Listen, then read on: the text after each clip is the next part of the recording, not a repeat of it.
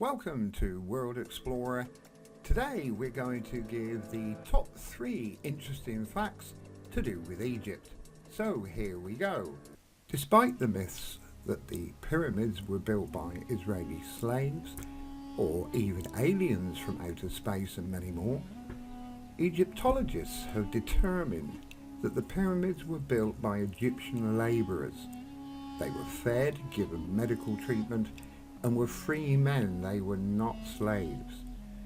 Evidence shows that around 30,000 labourers and more were recruited from poor families around Egypt and who, instead of paying taxes, worked to build the pyramids instead. This all to complete the enormous construction over a period of 20 to 30 years. Labourers were extremely respected for their work and fed like royalty. The work was incredibly hard and dangerous, and those that died during the construction had the high honour of being buried in tombs near to the very pyramids that they were building. However, in 1303, a massive earthquake in Crete with a magnitude of 8, classified as violent, which had devastating effects in Crete, caused a tsunami, taking ships as much as 2 miles inland. The shocks reached Cairo and were so violent that it dislodged the smooth white limestone blocks from the pyramid. It was believed that the earthquake ruptured the eastern segment of the Hellenic Arc somewhere between Crete and Rhodes.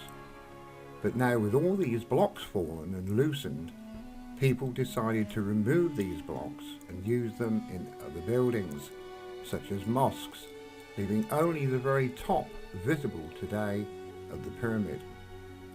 The damage to the outer pyramid was so extensive that it prompted rulers to reuse the stones to build many more mosques in Cairo. Even so, the Great Pyramid of Giza still looks impressive and awe-inspiring as it did back then.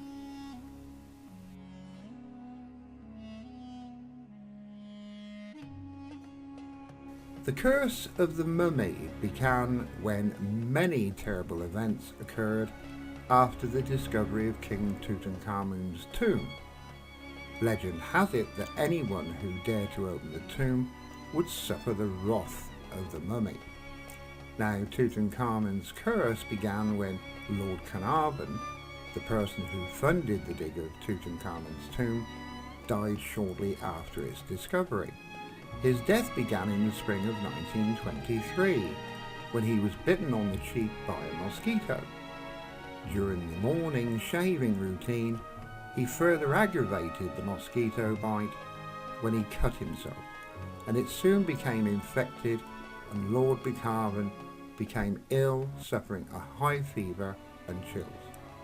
Now, a doctor was sent to examine him, but he arrived too late, and Lord Carnarvon died. And at that exact moment that he died, the lights in Cairo mysteriously went out.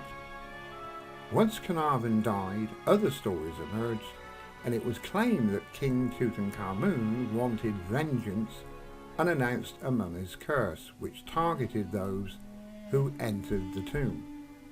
One of the prominent stories of that time was that a cobra killed a pet canary belonging to Howard Carter. He was the explorer who discovered King Tutankhamun's burial place. And the other story is that Lord Carnarvon's dog howled and dropped dead at 2 in the morning when Carnarvon died, at the very same time that the lights went out in Cairo.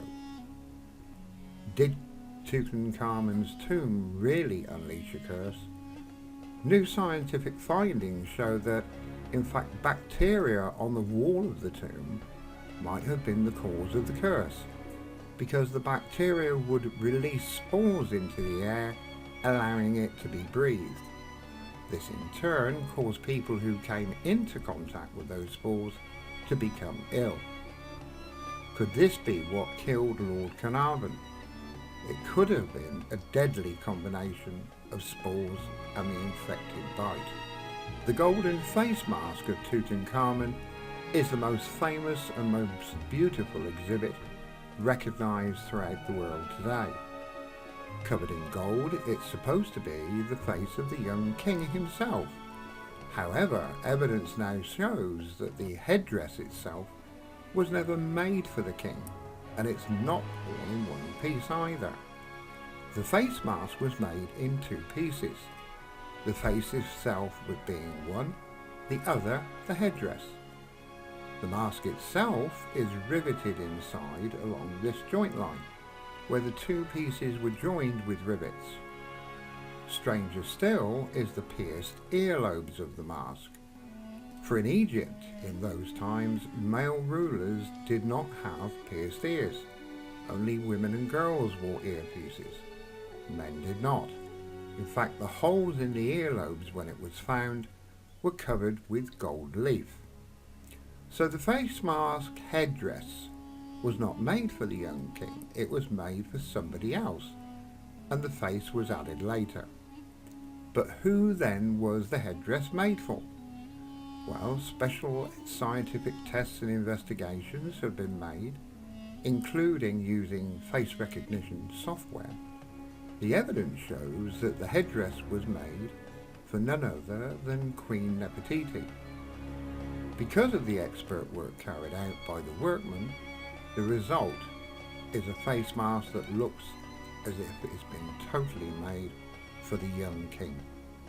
Regardless, it's still the most compelling, wonderful piece ever to be made at that time. Join us again by subscribing and being notified when the next video is available. Thank you for watching.